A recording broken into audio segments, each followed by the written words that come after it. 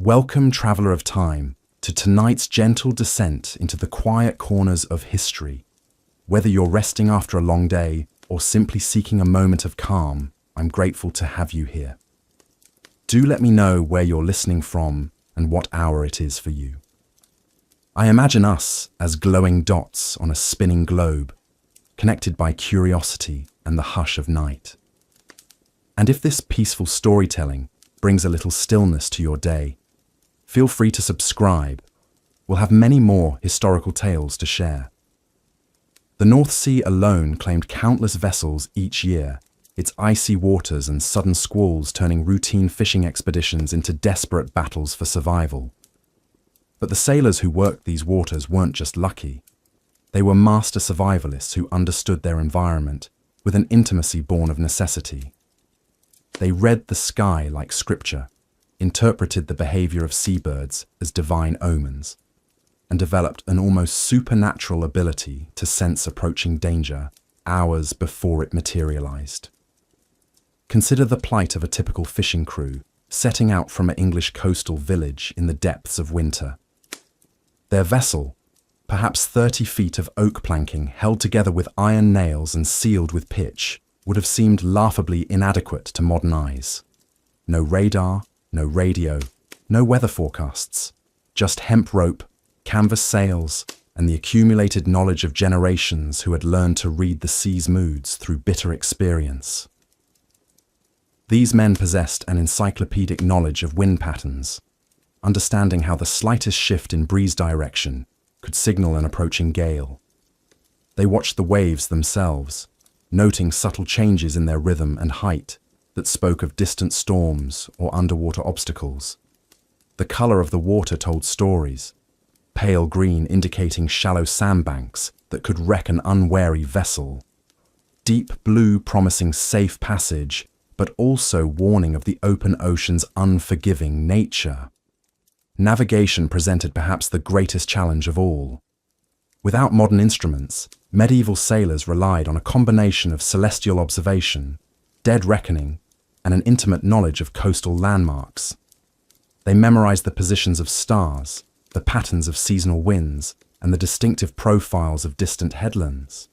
Experienced captains could determine their approximate position by tasting seawater, recognizing the subtle differences in salinity and temperature that mark different ocean regions. But perhaps their most crucial survival skill was reading the weather itself. Medieval sailors developed an almost mystical ability to predict storms, watching for the subtle signs that modern meteorology has only recently begun to understand. They knew that certain cloud formations meant wind would shift within hours, that the behavior of dolphins and whales could indicate approaching tempests, and that the very smell of the air carried warnings of danger. When storms did strike, survival depended on techniques passed down through generations of seafaring families. Crews would secure everything movable, rig storm sails designed to keep the vessel headed into the wind, and prepare for battles that could last for days. They understood the importance of maintaining steerage way, keeping just enough sail set to maintain control while avoiding being overwhelmed by the wind's power. The psychological demands were perhaps as challenging as the physical ones. Spending weeks at sea in cramped, wet conditions, with constant danger and monotonous food, tested even the strongest minds. Successful crews developed rituals and routines that maintained morale and unit cohesion. They shared stories, sang work songs that coordinated their efforts, and maintained strict hierarchies that prevented chaos during emergencies. Food preservation represented another critical survival skill. Without refrigeration, medieval sailors had to rely on salted meat, hardtack biscuits, and ale that stayed fresh longer than water. They learned to catch and preserve fish during good weather, supplementing their supplies and providing crucial vitamins that prevented scurvy. The most experienced crews knew which seaweeds were edible, how to collect rainwater efficiently, and even how to extract drinking water from fish in desperate circumstances. Ship maintenance at sea required constant vigilance and ingenuity. Crews carried supplies of pitch, oakum, and spare canvas to patch holes and repair damage. They understood how to reinforce weakened masts with spare rope, how to pump out water when the hull was breached, and how to jury-rig emergency steering systems when rudders were damaged. Every sailor was expected to be part carpenter, part rope worker, and part emergency engineer. The social dynamics aboard medieval vessels were carefully structured to maximize survival chances. Captains held absolute authority during emergencies, but successful skippers also understood the importance of consulting experienced crew members and maintaining crew loyalty. They knew that a crew's willingness to follow orders without question during a crisis could mean the difference between survival and disaster. Perhaps most remarkably, these medieval mariners developed sophisticated signaling systems that allowed ships to communicate across vast distances. They used flags, sail configurations, and even smoke signals to share information about weather conditions, navigation hazards, and safe harbors. Experienced sailors could read these signals from miles away, creating informal networks that helped vessels avoid danger and find assistance when needed. The tools and equipment that enabled their survival were marvels of practical engineering. Their anchors, designed to hold fast in various sea-bottom conditions, could mean the difference between riding out a storm safely and being driven onto rocky shores. Their rope work was an art form, with specific knots and splices designed for different conditions and loads. Even their clothing was specially adapted, with oiled wool garments that provided warmth even when wet, and boots designed to provide grip on slippery decks. Medieval sailors also developed remarkable techniques for dealing with the constant threat of fire aboard wooden ships. They understood how to fight fires with sand, wet canvas, and even seawater, and they organized their vessels to minimize fire risks while maintaining the ability to cook food and provide warmth during cold voyages. The navigation techniques they developed were surprisingly sophisticated, combining mathematical principles with practical observation. They used lead lines to measure water depth and identify bottom conditions, helping them determine their position relative to known coastal features. They understood how to use the sun's position, not just for direction finding, but for determining latitude, and they developed methods for estimating speed and distance traveled that were remarkably accurate. But beyond all these technical skills, medieval sailors possessed something that no amount of modern technology can replace: an intimate, almost spiritual connection to the sea itself. They understood that survival depended not just on fighting the ocean, but on working with it, reading its moods and responding accordingly. They developed an intuitive sense for when to push forward and when to seek shelter, when to take risks, and when to play it safe. The stories of their survival against impossible odds continue to inspire us today. Tales of crews who navigated by stars through weeks of storms, who repaired catastrophic damage with nothing but ingenuity and determination, who shared their last water rations while still maintaining hope of rescue. These weren't just lucky escapes. They were triumphs of human knowledge, courage, and cooperation in the face of nature's ultimate test. As we drift off to sleep tonight, let us remember these brave souls who challenged the medieval seas with nothing but wooden ships and iron wills. Their legacy lives on in every sailor who still reads the sky for weather signs, in every captain who understands that true seamanship means respecting the ocean's power while never surrendering to it. The wisdom of these ancient mariners extended far beyond mere navigation and weather reading.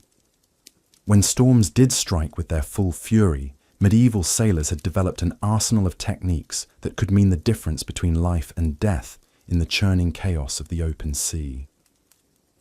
Picture yourself aboard a merchant vessel in the North Sea as black clouds gather on the horizon.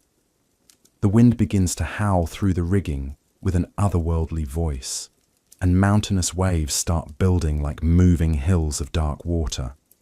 This is when centuries of hard-won knowledge would be put to the ultimate test. The first priority was always to secure the ship itself. Sailors would work with desperate efficiency to batten down every hatch, lash down anything that could become a deadly projectile, and reef the sails to prevent them from being torn to shreds by the screaming wind. They knew that a single loose barrel or coil of rope could become a bone-crushing weapon as the ship pitched and rolled in the storm's grip. But perhaps their most crucial survival technique was something called heaving to.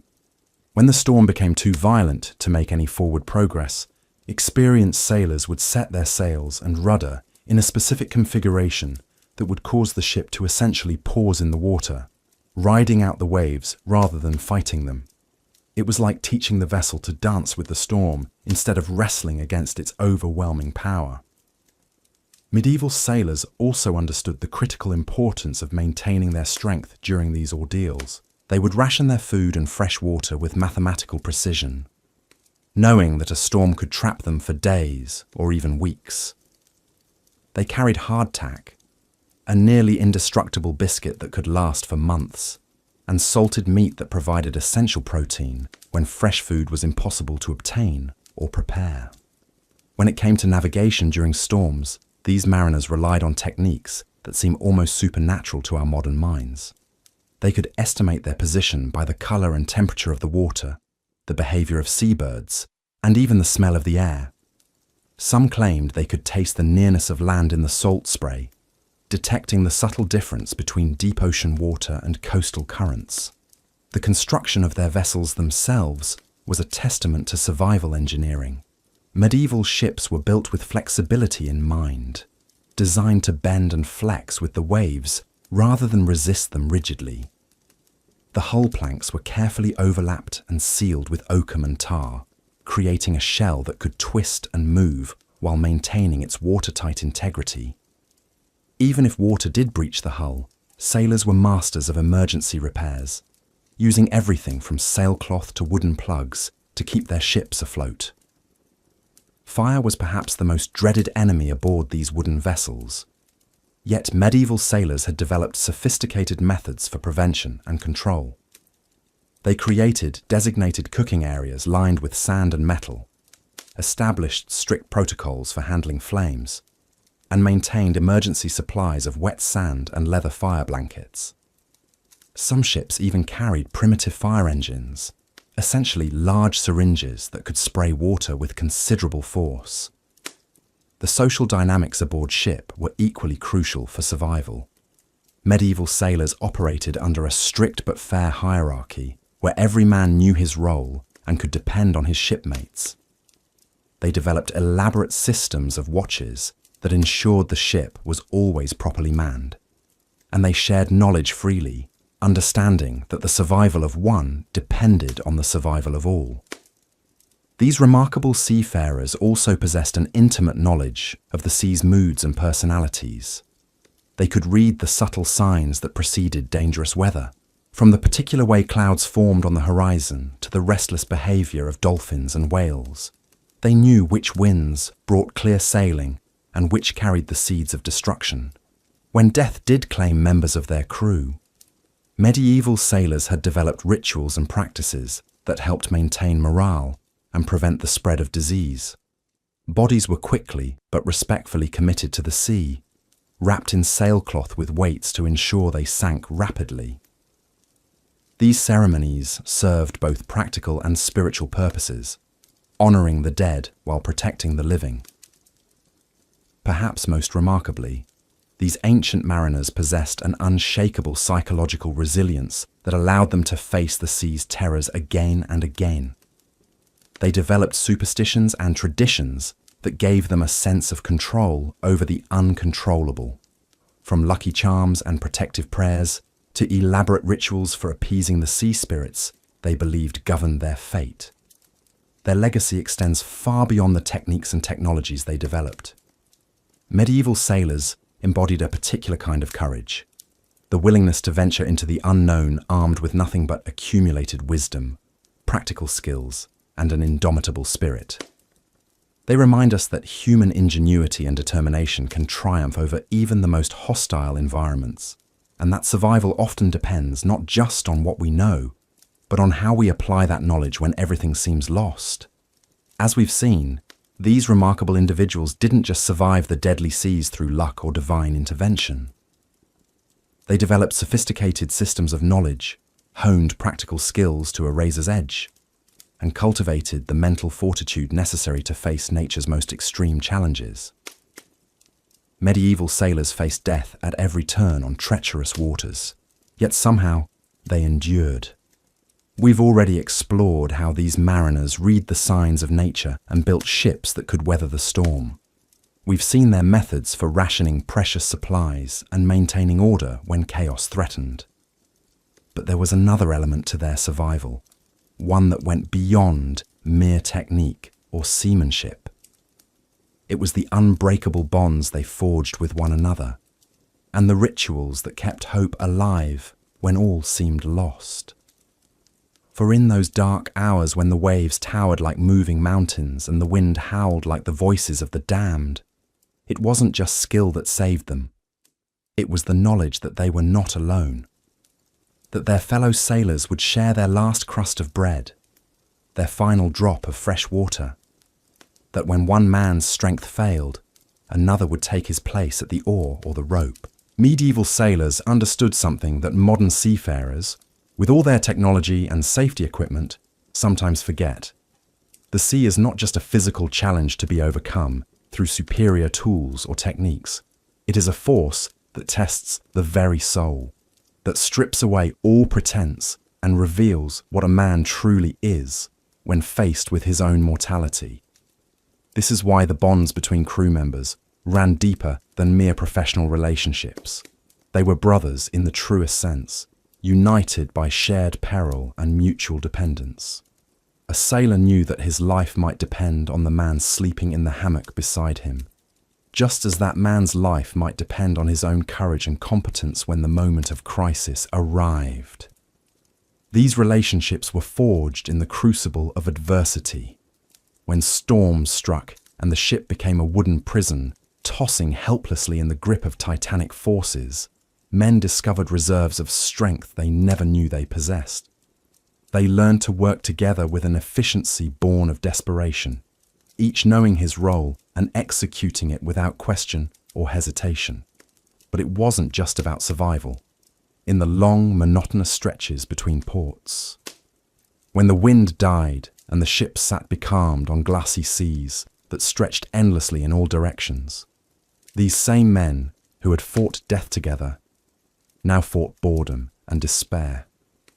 They told stories, sang songs, shared memories of home and dreams of the future. They created a culture aboard their floating world, complete with its own customs, humour and traditions. The storytelling was particularly important. In an age before books were common and literacy was rare, oral tradition was the primary means of preserving and transmitting knowledge. Sailors became living libraries, carrying tales from port to port, from land to land. They told stories of sea monsters and mysterious islands, of brave captains and treacherous storms, of fortunes won and lost on distant shores. These stories served multiple purposes. They entertained, certainly, helping to pass the long hours at sea.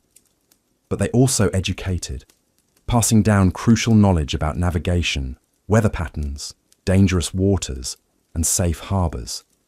A young sailor might learn more about seamanship from the stories of his elders than from any formal instruction. The stories also served to bind the crew together, creating a shared mythology that reinforced their sense of identity as seafaring men. They were not just individuals thrown together by chance, but members of an ancient brotherhood that stretched back through the centuries to the first men who had dared to venture beyond sight of land. Music played a similar role. Sea shanties weren't just entertainment, they were working songs that helped coordinate the crew's efforts during complex maneuvers. The rhythm of the song matched the rhythm of the work, whether it was hauling on ropes, raising the anchor, or pumping out bilge water. The leader would sing the verses, while the crew joined in on the chorus, their voices rising together in harmony that could be heard across the water. But perhaps most importantly, these songs and stories kept alive the connection to home. For many sailors, months or even years might pass between visits to their native shores. In that time, they could easily lose themselves entirely to the sea, becoming rootless wanderers with no anchor except the ship itself. The songs reminded them of who they were, where they came from, and what they were fighting to return to. Religion, too, played a crucial role in the mental survival of medieval sailors. These were deeply devout times, when even the most hardened seafarer believed in the power of prayer and the intervention of divine providence. Before setting sail, crews would attend Mass and receive blessings from priests. They carried religious relics and sacred texts, believing these would protect them from the dangers of the deep. During storms, when human skill seemed inadequate to the task of survival, sailors would pray together, their voices raised in desperate supplication above the howling wind. They made vows and promises, bargaining with God for safe passage. "If you spare us from this tempest," they would pray, "we will donate a portion of our profits to the church, or make a pilgrimage to a holy shrine, or live more virtuous lives." These religious observances weren't merely superstition, though they might seem so to modern eyes. They provided psychological comfort and a sense of purpose that helped men endure unendurable hardships. The belief that their suffering had meaning, that they were part of a divine plan, gave them strength to continue when every rational consideration suggested they should give up hope. The rituals of daily life aboard ship also helped maintain morale and discipline. Meals, though often meagre and monotonous, were shared communally and followed established protocols. The ship's bell marked the passage of time, dividing the day into watches and ensuring that everyone knew their duties and responsibilities. Even in the midst of chaos, these familiar routines provided a sense of order and normalcy. Leadership was absolutely critical to the psychological survival of the crew. A good captain was not just a skilled navigator and tactician, but also a master of human psychology. He knew when to be stern and when to be compassionate, when to push his men harder and when to allow them rest. He understood that maintaining hope was just as important as maintaining the ship itself. The best captains led by example, sharing the hardships of their crews rather than seeking special privileges. They were visible during the worst storms, calm in the face of crisis, and fair in their distribution of supplies and duties. They inspired confidence not through bombast or false promises, but through competence and genuine concern for their men's welfare. But even the best leadership could not eliminate the psychological toll of life at sea. Sailors faced not just physical dangers, but mental and emotional challenges that could prove just as deadly. The isolation, the uncertainty, the constant proximity to death, all took their toll on men's minds and spirits. Some sailors cracked under the pressure, becoming lost in madness or despair. They might throw themselves overboard in the grip of some delusion, or become violent and threatening to their shipmates. When this happened, the crew had to deal with it as best they could, often restraining the afflicted man until the crisis passed, or in extreme cases, putting him ashore at the next port. Others found different ways to cope with the stress. Some became fatalistic, accepting that their lives were entirely in the hands of fate and that worrying about the future was pointless. Others became obsessively superstitious, developing elaborate rituals and beliefs designed to ward off bad luck and ensure safe passage. The superstitions of sailors were legendary even in medieval times. They believed that certain actions or events could bring good or bad luck to a voyage. Killing an albatross was considered extremely unlucky, as was sailing on a Friday or whistling during a calm. Women aboard ship were thought to be bad luck, as were bananas in the cargo hold. Sailors would touch iron for luck, avoid looking back at port once they had set sail, and perform countless other small rituals designed to appease the mysterious forces that governed their fate. These superstitions might seem irrational, but they served an important psychological function. In a world where so much was beyond human control, where death could come without warning from storm, disease, or enemy action, these rituals provided an illusion of agency. By performing the right actions and avoiding the wrong ones, sailors could feel that they had some influence over their destiny, even when logic told them otherwise.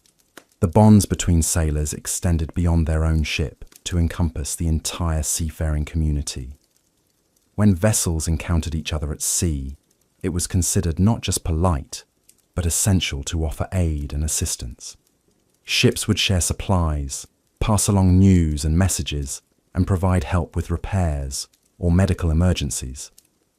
This mutual aid was based on the understanding that today's rescuer might be tomorrow's victim, that the sea was enemy enough without sailors turning on each other. This spirit of cooperation extended to ports as well, where sailors from different ships and nations would often band together for mutual protection and support. They shared information about weather conditions, dangerous waters, and profitable trade routes. They looked out for each other's interests and helped newcomers learn the ropes of seafaring life. But perhaps the most remarkable aspect of medieval sailors' psychological survival was their ability to find joy and beauty even in the midst of hardship. They marveled at sunsets that painted the sky in brilliant colors, at the phosphorescent wake that trailed behind their ship on dark nights, at the graceful dance of dolphins playing in their bow wave. They found wonder in the vastness of the ocean, in its constantly changing moods and faces. They celebrated small victories and milestones with enthusiasm that might seem disproportionate to landlubbers. The first sight of land after weeks at sea, the successful navigation of a dangerous passage, the capture of fresh fish to supplement their monotonous diet, all these became occasions for genuine rejoicing. This ability to find meaning and beauty in their harsh existence was perhaps the greatest survival skill of all. It transformed what could have been merely an endurance test into something approaching a meaningful life. It allowed men to not just survive their voyages, but to thrive in their chosen profession despite its dangers and hardships. The legacy of these medieval mariners extends far beyond their immediate achievements in exploration and trade. They established patterns of behavior and belief that would influence seafaring culture for centuries to come. The traditions of naval discipline, the customs of maritime law, the songs and stories of the sea, all can trace their roots back to these early sailors who first learned how to survive in humanity's most hostile environment. Their example reminds us that survival is not just about having the right equipment or knowing the proper techniques, though these are certainly important. True survival, the kind that allows human beings to not just endure, but to flourish in the face of adversity, requires something more. It requires the ability to form meaningful connections with others, to find purpose and meaning in struggle, to maintain hope when circumstances seem hopeless. The medieval sailors who braved the deadly seas understood this instinctively. They knew that their greatest weapon against the ocean's fury was not any tool or technique, but the unbreakable bonds they forged with their fellow men. In those bonds, they found the strength to face whatever the sea might throw at them, secure in the knowledge that they would face it together.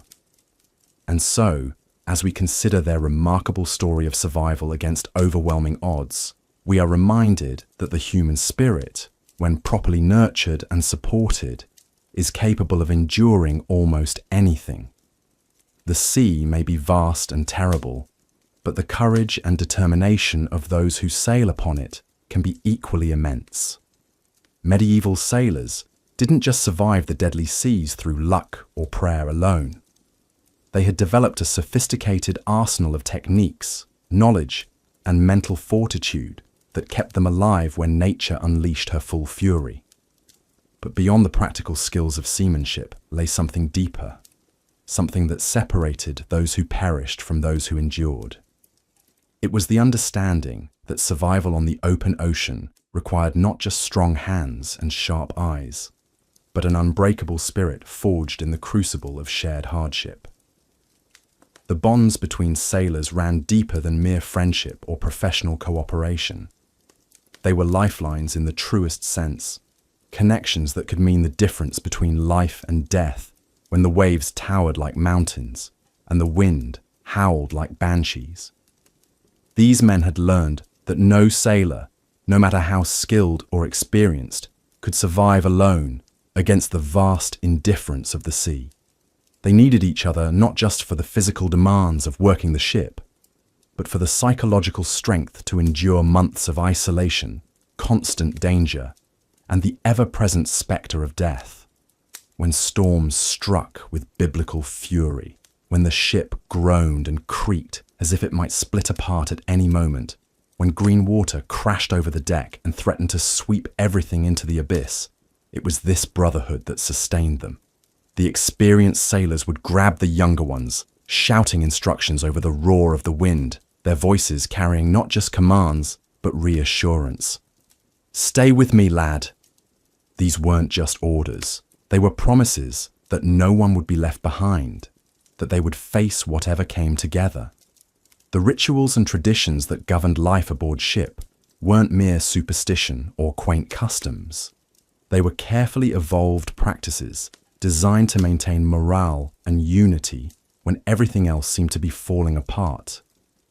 The evening prayers weren't just about seeking divine protection, though that was certainly part of it. They were moments when the crew came together as one voice, reminding themselves that they were part of something larger than their individual fears and struggles.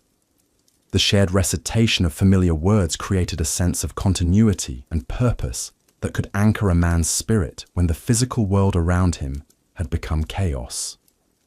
The songs they sang while working weren't just to pass the time or coordinate their efforts, though they served those purposes too. They were expressions of collective identity, declarations that these men belonged to an ancient brotherhood of those who had chosen to make their living from the sea. When hauling on the lines or raising the anchor, their voices would rise together in rhythms that had been passed down through generations. These work songs carried the accumulated wisdom and experience of countless sailors who had faced the same challenges, the same fears, the same moments of triumph and despair. The stories they told during the long watches weren't mere entertainment, though they certainly helped pass the endless hours of vigilance. They were repositories of practical knowledge disguised as tales of adventure and wonder. A story about a sailor who survived a shipwreck might contain crucial information about reading weather signs or finding fresh water on a deserted island. A tale of a crew that outwitted pirates could teach valuable lessons about navigation and seamanship. These stories preserved the collective memory of the sailing community, ensuring that hard-won knowledge wouldn't be lost when individual sailors met their end. The sharing of food and drink aboard ship followed strict codes that had nothing to do with naval regulations and everything to do with survival. When provisions ran low, as they inevitably did on long voyages, the equitable distribution of what little remained could mean the difference between a crew that held together and one that descended into violence and chaos. The officer who made sure the younger sailor got his fair share of the last hardtack wasn't just being kind. He was maintaining the social fabric that kept the ship functioning as a unified entity rather than a collection of desperate individuals. The respect shown to the dead when a sailor was lost to the sea wasn't just about honouring the departed, though that was certainly important to men who lived with constant reminders of their own mortality. It was about affirming the value of every life aboard the ship, reassuring the survivors that their own deaths wouldn't go unnoticed or unmarked. When they gathered on deck to commit a shipmate's body to the deep, they were participating in a ritual that strengthened the bonds between the living, while acknowledging the price that the sea sometimes demanded.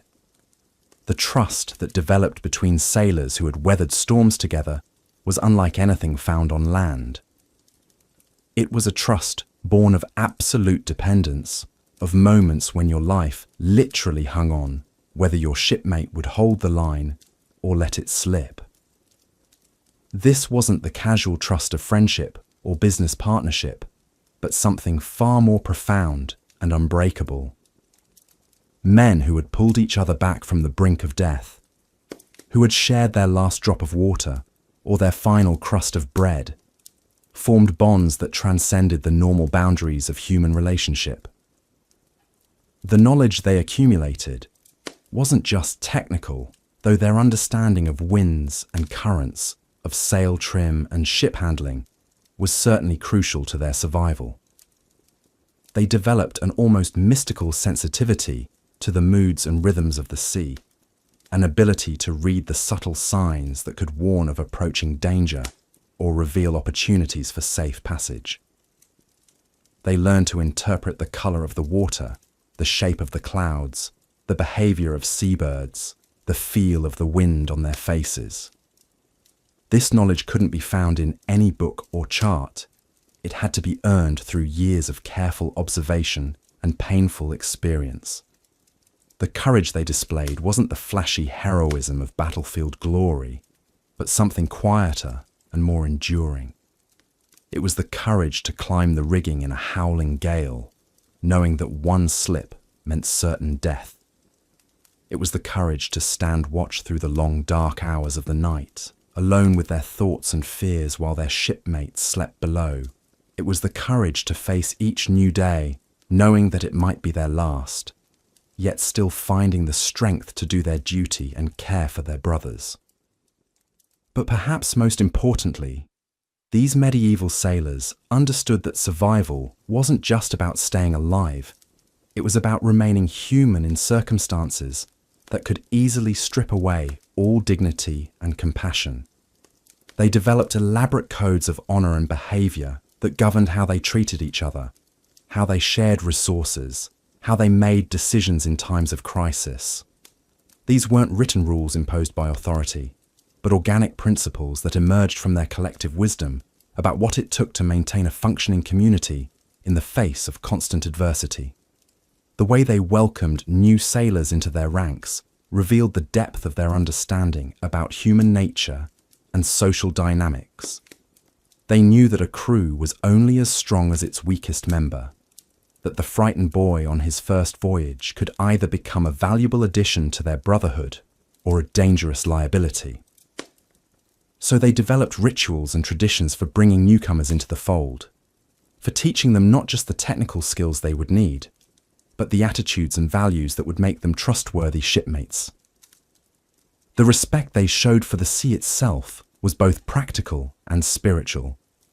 They understood that the ocean wasn't just an obstacle to be overcome or a resource to be exploited, but a living entity with its own power and personality.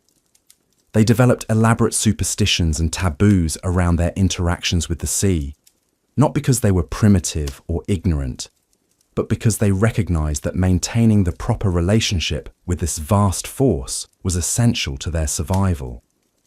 They knew that arrogance or disrespect could be fatal, that the sea demanded humility and reverence from those who dared to venture upon its surface. Their legacy extends far beyond the immediate practical knowledge of how to survive at sea. They demonstrated that human beings are capable of extraordinary resilience and cooperation when faced with challenges that seem insurmountable. They showed that even in the most dire circumstances, people can maintain their humanity and care for one another. They proved that courage isn't the absence of fear, but the willingness to act in spite of fear when duty and loyalty demand it. The lessons they learned about leadership and fellowship, about the balance between individual initiative and collective responsibility, about the importance of tradition and ritual in maintaining social cohesion, remain relevant today. Their understanding that true strength comes not from dominating others, but from lifting each other up, that survival depends not on individual prowess, but on mutual support and shared sacrifice. offers wisdom that transcends the specific challenges of medieval seafaring. In the end, what allowed medieval sailors to survive the deadly seas wasn't just their knowledge of winds and tides, their skill with rope and sail, or their ability to read the signs of approaching storms. It was their recognition that the greatest force for survival was the unbreakable bond between human beings who had chosen to face the unknown together. Weathering the storm, survival in the unforgiving seas. Medieval sailors possessed an extraordinary arsenal of survival techniques that enabled them to endure the brutal realities of life at sea. These hardy mariners had learned through generations of hard-won experience that success depended not merely on nautical skill, but on an intricate web of practical knowledge, psychological resilience, and an almost mystical understanding of the ocean's temperament. Among the most critical survival skills was the ability to read and interpret weather patterns with uncanny accuracy. Veteran sailors could sense approaching storms hours before they materialized on the horizon. They studied the subtle shifts in wind direction, the particular quality of light filtering through clouds, and the behavior of seabirds as harbingers of atmospheric change. A sudden drop in air pressure would cause experienced mariners to immediately begin securing loose equipment and preparing for rough seas ahead. The construction of medieval vessels themselves reflected centuries of accumulated wisdom about surviving oceanic fury. Ships were built with flexible joints that could bend and twist with the waves, rather than fighting against them. The overlapping planks of clinker-built hulls allowed the vessel to flex like a living creature, absorbing the tremendous forces exerted by mountainous swells. Multiple layers of waterproofing using tar, oakum, and animal fat kept the worst of the sea at bay, though constant bailing remained a fact of life aboard any vessel. When storms did strike, survival depended on a complex choreography of seamanship that had been refined over generations. Sailors would immediately reduce sail area, often stripping the vessel down to bare poles if necessary. They learned to run before the wind when possible, using sea anchors or drogues to maintain control and prevent the ship from broaching in heavy following seas. The most experienced captains knew when to heave to, positioning the vessel at an angle that allowed it to ride over the waves rather than ploughing through them. Emergency repairs at sea required both ingenuity and courage that would seem superhuman by modern standards. Sailors regularly worked in conditions that would terrify contemporary mariners, scrambling up ice-covered rigging in howling gales to repair torn sails or secure loose yards. They carried with them an assortment of tools and materials specifically designed for emergency situations. Spare canvas, lengths of rope, wooden plugs for hull breaches, and the knowledge to fashion emergency steering gear from broken spars and sailcloth. The psychological dimension of survival was equally crucial. Medieval sailors developed elaborate rituals and superstitions that served the vital function of maintaining morale and group cohesion during the darkest moments.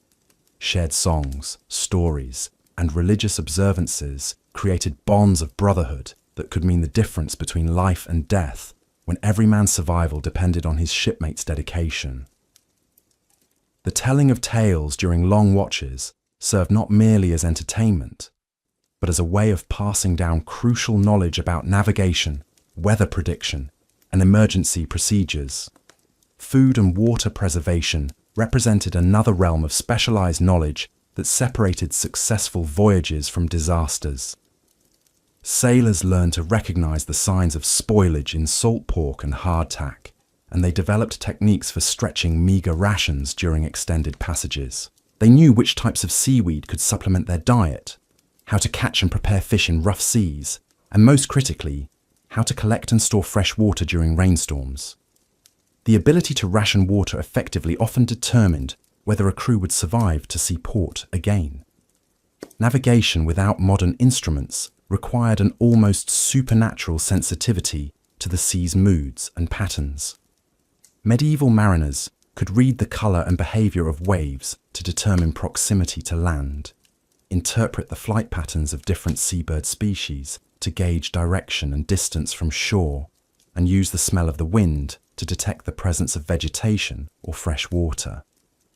They memorize the positions of stars with religious devotion, knowing that this celestial knowledge might be their only guide home through uncharted waters. Perhaps most remarkably, these sailors developed an understanding of ocean currents and tidal patterns that allowed them to work with the sea's natural forces rather than against them. They learned to use favorable currents to extend their range and conserve precious supplies, and they could predict tidal changes with remarkable accuracy based on the moon's phase and position. This knowledge, passed down through oral tradition and hard experience, represented a form of oceanographic wisdom that wouldn't be formally codified for centuries. The bonds forged between crew members during these trials created a unique form of maritime brotherhood that transcended the normal social hierarchies of medieval society. In the face of nature's fury, noble birth mattered less than seamanship, and the youngest sailor who could tie a proper knot in a gale might be more valued than a lord who couldn't tell port from starboard. This democratic aspect of survival at sea created a culture where competence and courage were the ultimate currencies. These medieval mariners also developed sophisticated methods for dealing with the constant threat of shipwreck. They knew how to construct makeshift rafts from broken spars and empty barrels, how to signal for rescue using mirrors or fires, and how to survive in the water for extended periods using inflated animal bladders as flotation devices. Part 6. The Mind-Forged Manacles. The treacherous seas were only half the battle for medieval sailors. While storms and currents threatened their vessels, an even more insidious enemy lurked within the confines of their own minds. The psychological warfare waged by months at sea, the crushing isolation, and the constant spectre of death created a different kind of tempest altogether. Picture this. You're 3 months into a voyage that was supposed to take 6 weeks. Your fresh water tastes like copper and algae. The last of the salt pork went rancid a fortnight ago. Every morning you wake to the same endless expanse of grey water stretching to every horizon, and every night you fall asleep to the same creaking timbers, and the same faces of men who've started talking to themselves in hushed whispers. The human mind, it turns out, wasn't designed for this kind of prolonged sensory deprivation and stress. Medieval sailors developed what we might recognize today as severe depression, anxiety, and in extreme cases, complete psychological breaks from reality. But they had their own names for these afflictions. They called it sea madness or the blue devils, and every experienced sailor knew the signs. First came the melancholy. Men would stare out at the water for hours without blinking, their eyes taking on a glassy, distant quality. They'd stop participating in conversations, stop singing the work songs that helped coordinate their labour, stop caring about their appearance or basic hygiene. The old salts recognised this as the beginning stages of what could become something far more dangerous. Then came the hallucinations. Sailors would swear they could see land on the horizon when there was nothing but empty ocean. They'd hear voices calling their names from beneath the waves, sometimes the voices of wives and children they'd left behind, sometimes the voices of shipmates who died on previous voyages. Some would claim to see great cities rising from the depths, complete with towers and bells and people walking the streets. Men in the grip of this particular madness would become convinced that their salvation lay not on the ship, but in the water itself. They'd attempt to throw themselves overboard, absolutely certain that they could walk on the waves, or that mermaids were waiting to carry them to paradise beneath the surface. Smart captains learned to watch for these warning signs like hawks. They'd assign the most melancholic sailors to work in pairs, never allowing them to stand watch alone. They'd rotate duties to prevent any one man from spending too much time staring at the endless water, and they'd encourage the telling of stories, the playing of games. anything to keep the mind engaged and active. But perhaps the most effective weapon against sea madness was ritual and routine. Medieval sailors developed elaborate systems of customs and ceremonies that served as psychological anchors in the formless void of ocean life. Every day had its prescribed activities, its expected rhythms, its small ceremonies that marked the passage of time and maintained a sense of purpose and community. The morning watch would begin with prayers and the checking of the wind. The noon observation of the sun wasn't just about navigation. It was a daily ritual that connected the crew to the larger cosmos, reminding them that they were still part of a world that extended beyond their wooden prison. Evening brought its own ceremonies, the sharing of the day's ration of beer or wine, the telling of stories, the singing of songs that had been passed down through generations of seafaring men. These weren't just quaint traditions, they were sophisticated psychological survival techniques. The stories served multiple purposes beyond mere entertainment. They preserved essential knowledge about navigation, weather patterns, and seamanship. They maintained cultural connections to home and family, and perhaps most importantly, they provided a framework for understanding and coping with the hardships of sea life.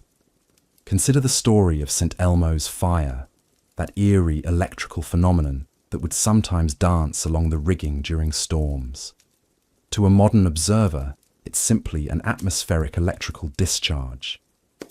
But to medieval sailors, it was the visible manifestation of Saint Erasmus, the patron saint of sailors, come to protect them during their darkest hours. This wasn't ignorance, it was adaptive psychology. By transforming a frightening natural phenomenon into evidence of divine protection, sailors could maintain hope and courage in situations that might otherwise drive them to despair. The same psychological wisdom informed their approach to death at sea. When a shipmate died, he couldn't simply be forgotten or ignored.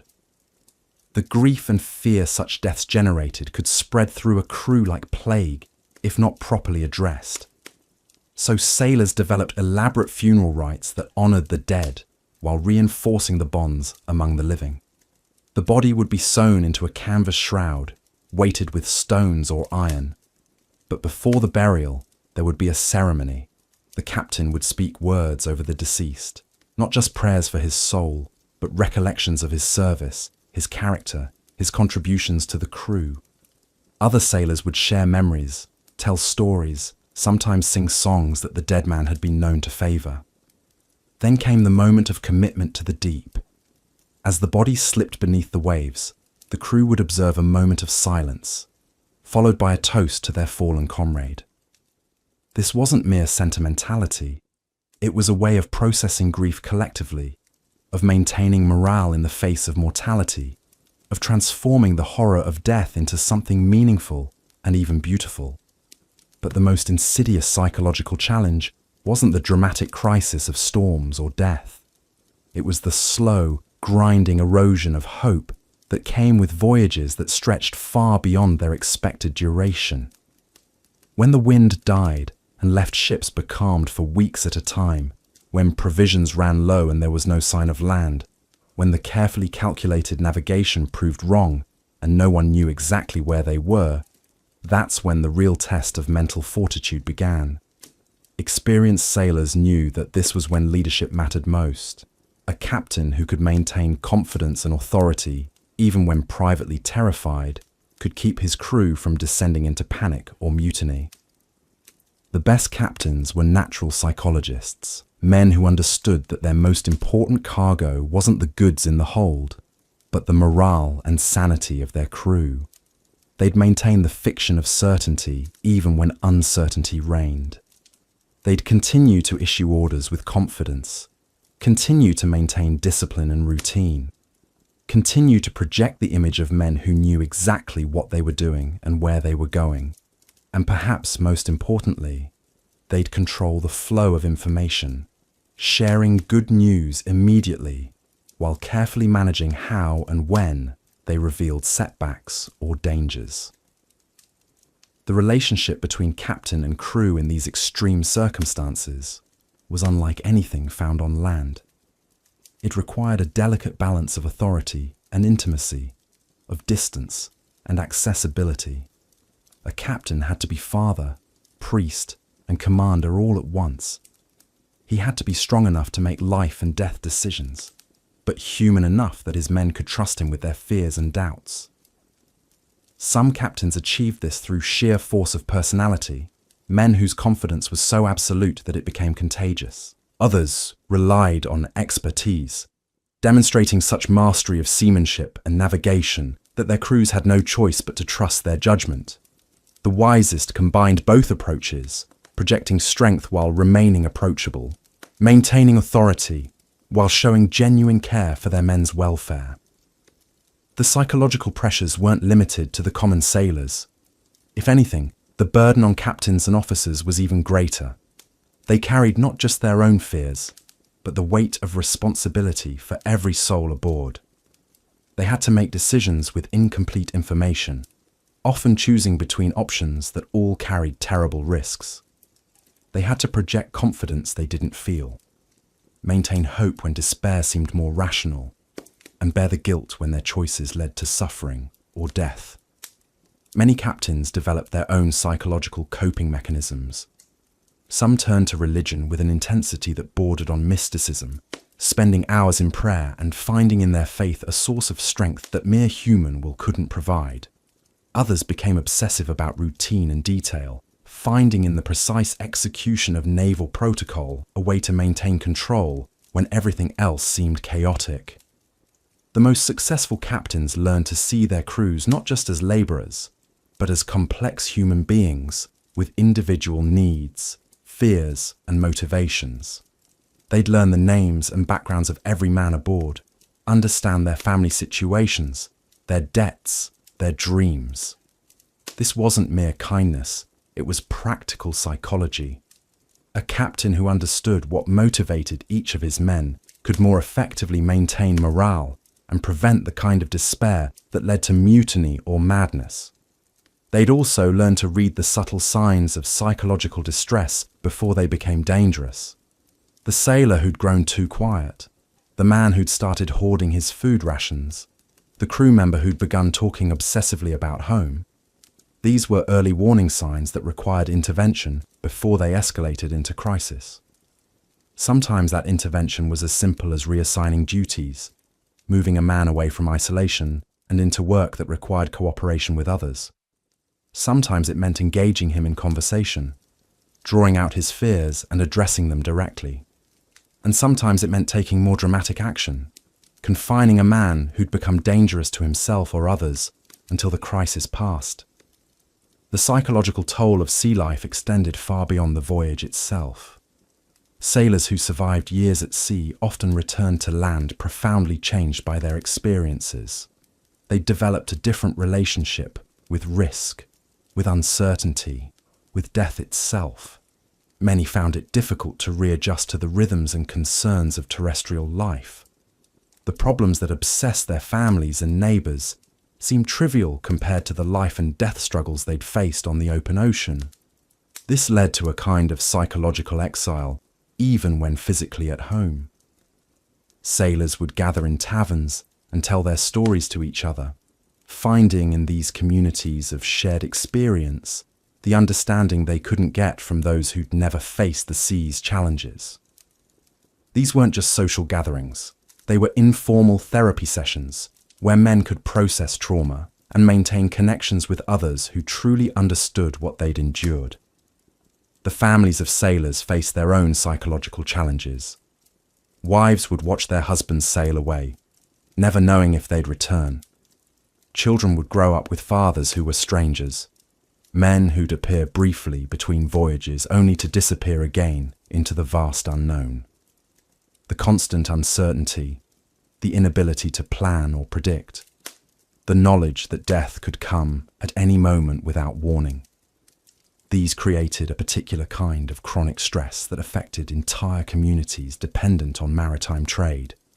Yet somehow, despite all these psychological pressures, medieval sailors not only survived, but thrived.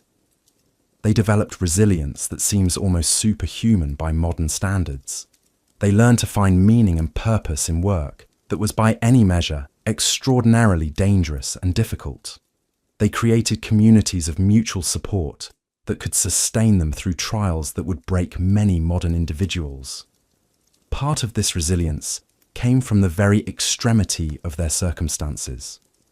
When survival itself is uncertain, many of the anxieties and concerns that plague comfortable lives simply fall away. There's a clarity that comes from facing fundamental challenges, a stripping away of the non-essential that can paradoxically lead to a kind of freedom. But perhaps more importantly, medieval sailors understood something about human nature that we've largely forgotten in our comfortable modern world. They knew that meaning doesn't come from the absence of suffering, but from the ability to find purpose within suffering. They understood that courage isn't the absence of fear, but the willingness to act despite fear. And they grasped that the deepest human bonds are forged not in comfort, but in shared struggle against overwhelming odds. The sea, in all its terrible beauty and power, became for these men a kind of spiritual teacher. It stripped away pretense and illusion, forcing them to confront the fundamental realities of existence: mortality, uncertainty, the need for courage in the face of the unknown. Those who learned these lessons well didn't just survive the sea, they were transformed by it, becoming men of unusual depth and wisdom. The psychological legacy of these medieval mariners extends far beyond maritime history. Their techniques for maintaining sanity and morale under extreme stress, their methods for building and maintaining team cohesion in crisis situations, their understanding of leadership under pressure, these insights remain relevant for anyone facing extraordinary challenges.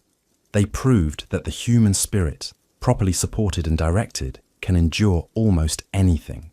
They demonstrated that meaning and purpose can be found even in the most difficult circumstances.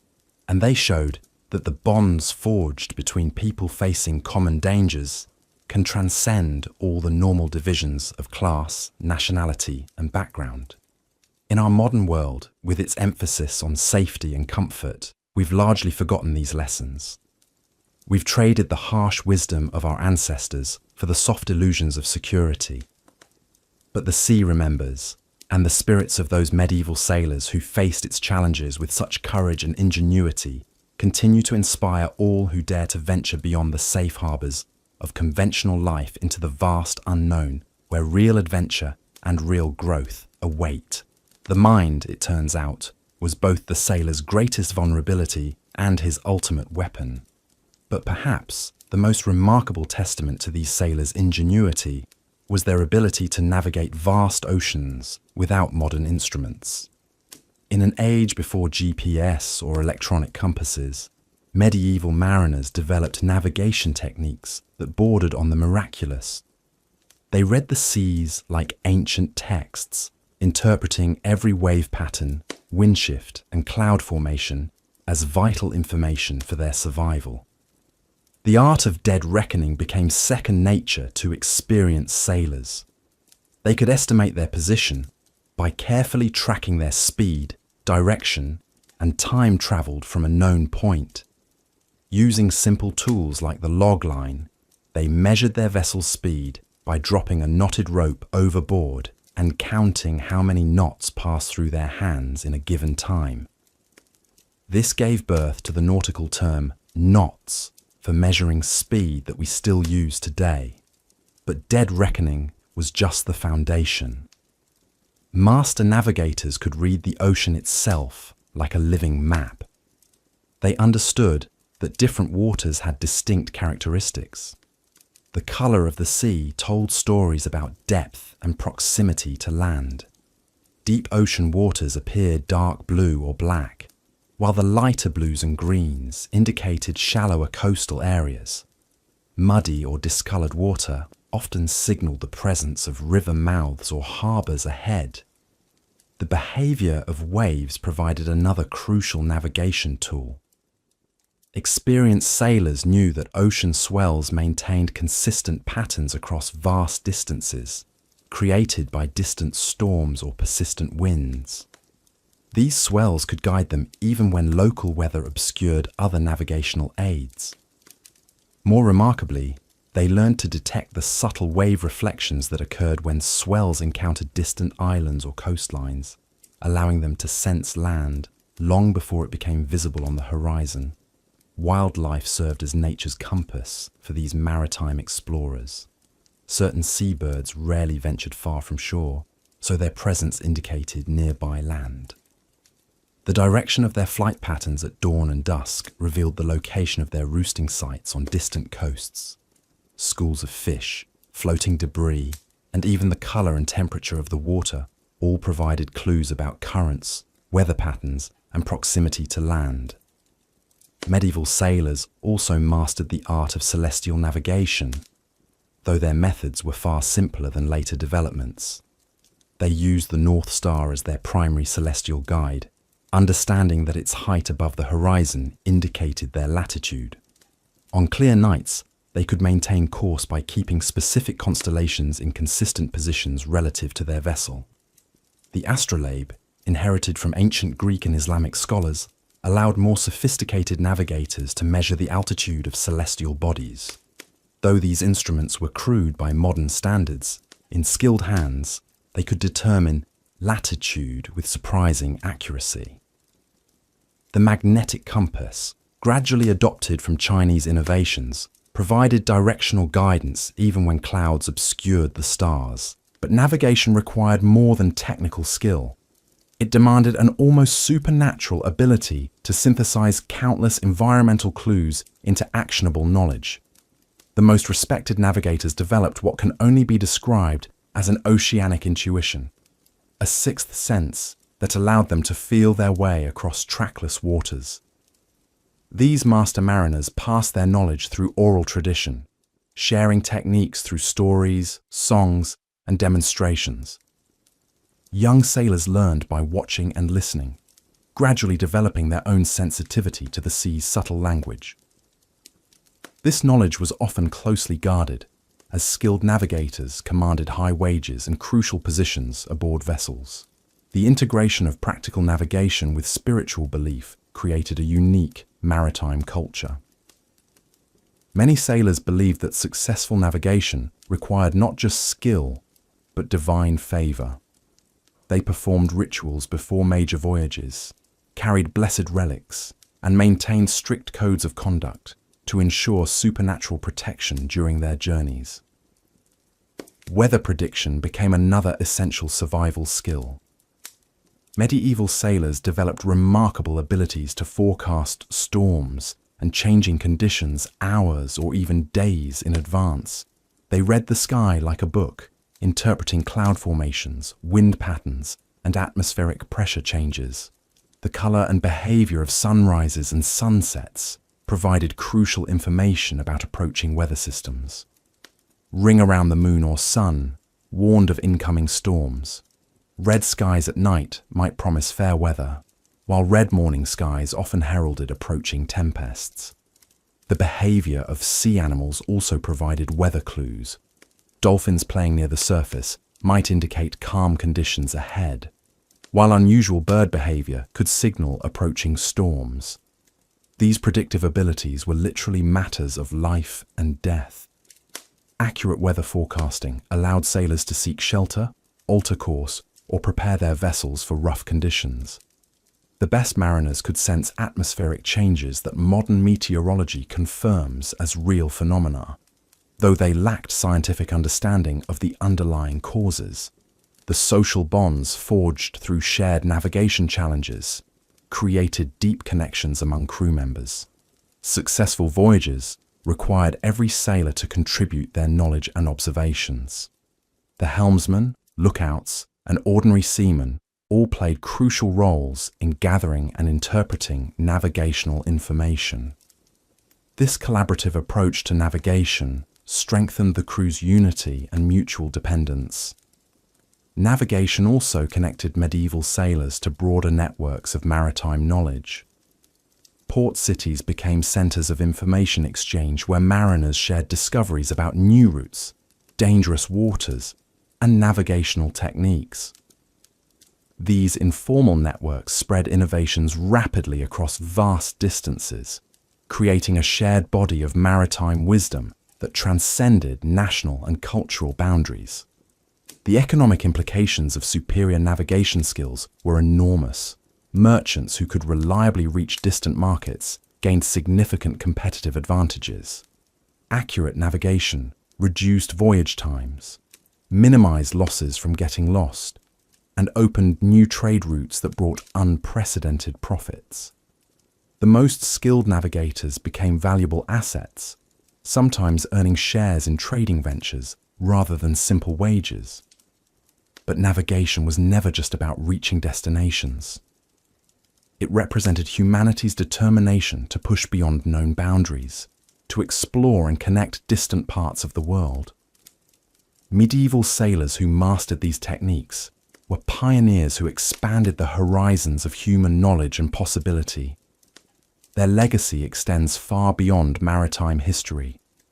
The courage to venture into unknown waters, the skills to find their way across trackless oceans, and the wisdom to read nature's subtle signs all reflect qualities that remain essential for human progress. These sailors didn't just navigate the seas, they navigated the transition from an isolated, fragmented world to the connected, global civilization we know today. As we reflect on their achievements, we're reminded that survival often requires more than just enduring hardship.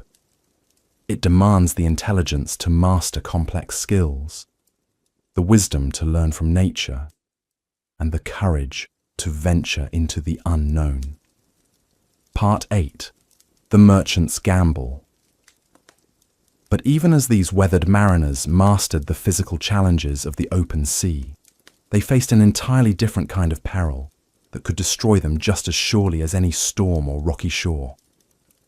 The economic realities of medieval seafaring were brutal and unforgiving, a high-stakes game where fortunes could vanish faster than morning mist, and where a single miscalculation could leave even the most skilled navigator destitute and broken. You see, these weren't just sailors embarking on romantic adventures across the wine-dark sea. They were businessmen, merchants, and traders whose very survival depended on their ability to navigate not just treacherous waters, but the equally dangerous currents of medieval commerce. Every voyage was essentially a massive gamble, where the stakes were measured not just in gold and silver, but in human lives and family legacies that could span generations. The investment required for a single trading expedition was staggering by medieval standards. A merchant might need to risk everything he owned just to outfit one ship for one journey. The vessel itself represented a fortune, requiring skilled shipwrights, premium timber, iron fittings, and canvas that cost more than most people would see in a lifetime. Then came the crew wages, provisions for months at sea, navigation instruments, and most crucially, the cargo itself. Picture a Venetian merchant in the 13th century, standing on the docks as workers load his ship with precious goods destined for Constantinople. Bales of the finest Flemish wool, casks of French wine, bolts of English cloth, and chests filled with silver coins that represent his life's work. The total value might equal what a skilled craftsman could earn in 20 years of labour. And all of it, every last piece, was about to disappear over the horizon on a wooden ship that could be destroyed by a single storm or pirate attack. The psychological pressure must have been extraordinary.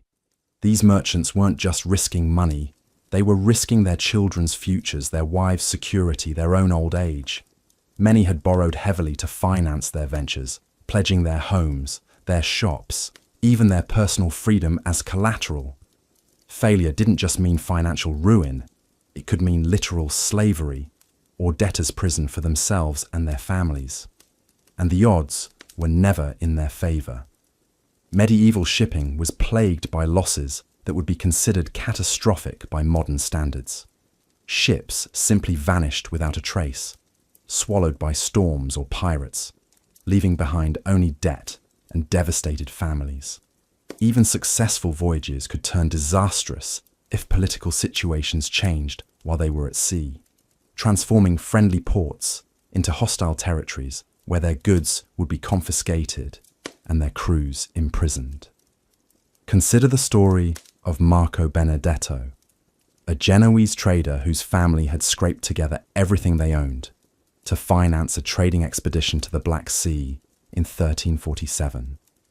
The ship was loaded with luxury goods, spices, and precious metals worth a king's ransom. But as they sailed east, they had no way of knowing that the Black Death was already spreading westward along the very trade routes they were following. By the time they reached their destination, half the crew was dead or dying, the ports were in chaos, and their carefully planned trading partnerships had collapsed into panic and quarantine. Benedetto faced an impossible choice.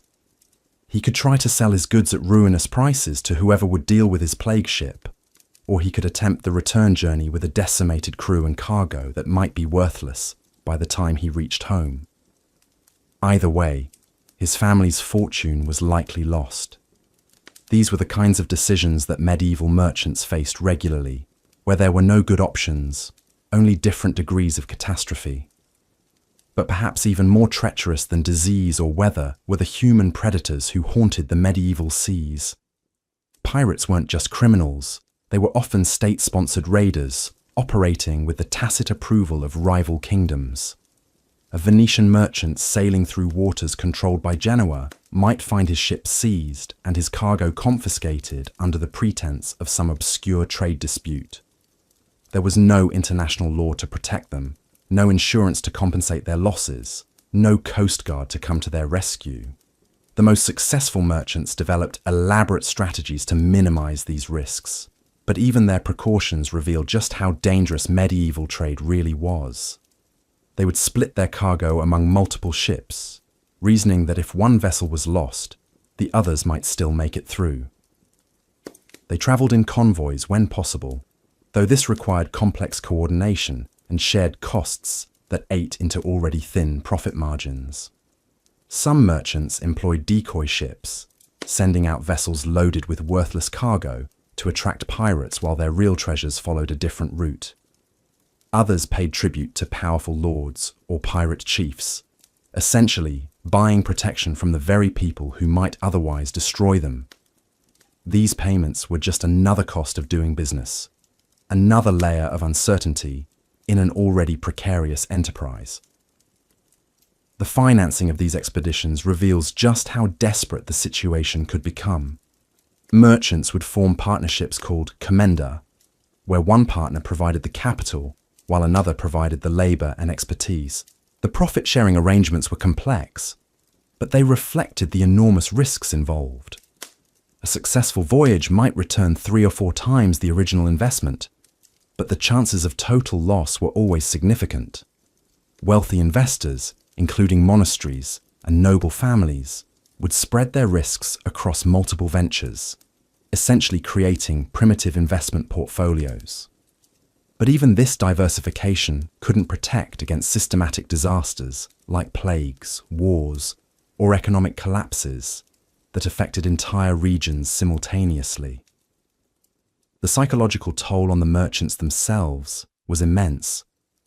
These men lived with constant anxiety, knowing that news of their ship's fate might not reach them for months or even years. They developed elaborate rituals and superstitions, seeking divine protection through prayers, pilgrimages, and generous donations to churches.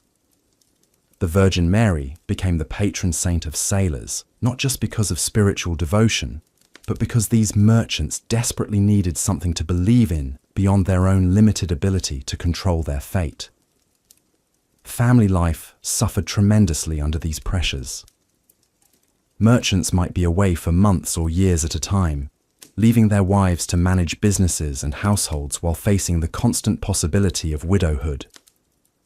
Children grew up barely knowing their fathers, and marriages were strained by the constant uncertainty and separation. Yet despite all these dangers and difficulties, medieval merchants continued to risk everything on these voyages. They had no choice. Trade was the only path to real wealth in a world where land ownership was controlled by the nobility and most occupations offered little chance for advancement. The potential rewards were so enormous that they justified almost any risk. A successful trading voyage could transform a modest merchant into one of the wealthiest men in his city. The profits from exotic spices, precious stones, or luxury textiles could be astronomical, sometimes returning 10 or 20 times the original investment.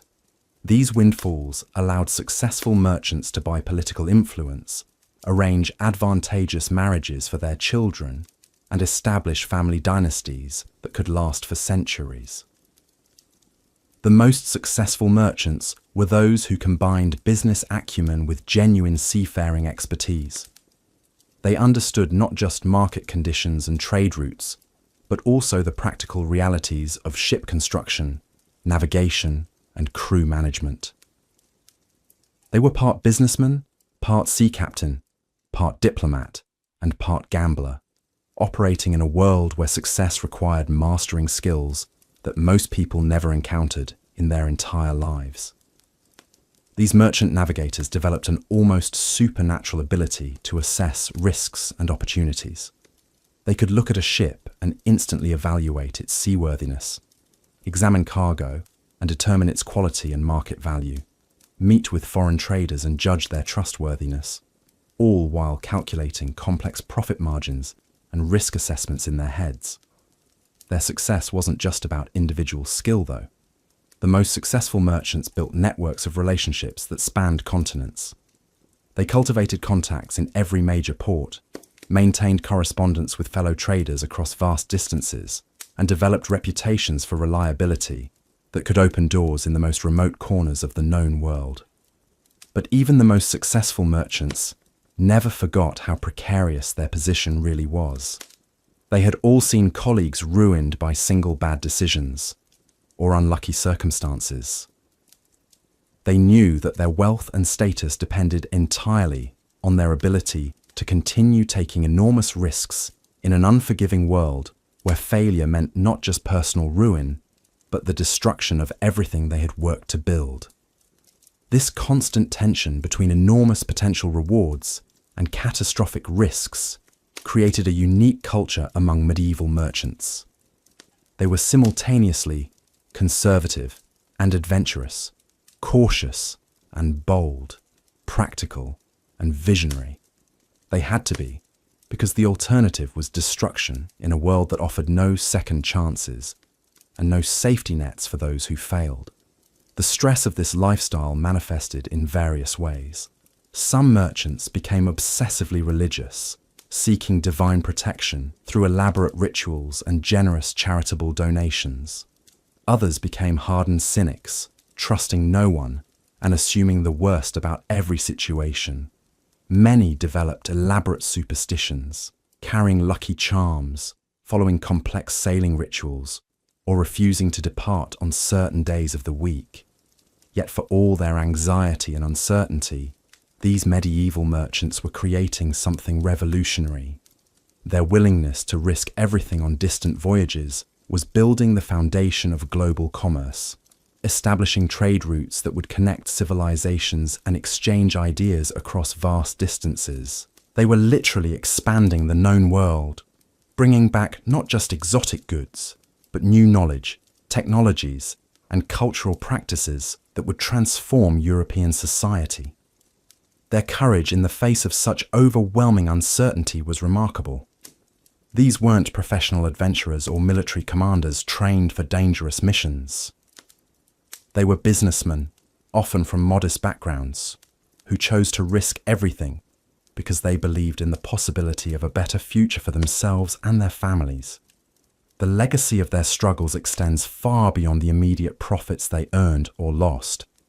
Their willingness to embrace uncertainty and risk everything on distant possibilities helped create the commercial infrastructure that would eventually support the age of exploration, the Renaissance, and ultimately the modern global economy. Every time you purchase something that was made on another continent, every time you benefit from international trade, every time you take for granted the complex web of global commerce that makes modern life possible, you're experiencing the distant consequences of those medieval merchants' willingness to gamble everything on the dangerous seas. The medieval seas were truly a realm of death, where even the most seasoned mariners faced perils that would break the spirit of lesser men. By the 14th century, as trade routes expanded and kingdoms sought wealth beyond their shores, sailors had developed ingenious methods of survival that went far beyond mere seamanship. These were techniques born of desperation, refined through countless voyages, and passed down through generations of men who had stared into the abyss and lived to tell the tale. Among the most crucial skills was the art of reading the ocean's moods through subtle signs that landlubbers would never notice. Master mariners could predict storms hours before they struck by watching the behavior of seabirds, the color of distant clouds, and the peculiar way dolphins move through the water.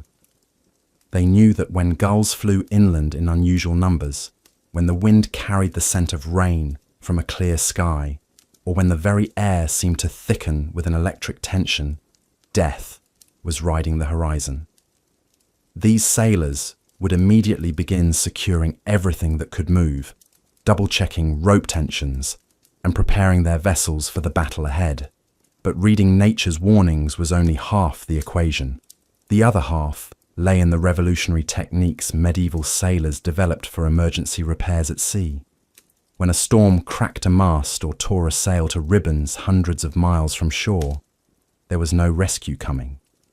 Sailors learned to splice broken timbers using intricate rope work that could hold under tremendous stress, techniques so complex they required years to master.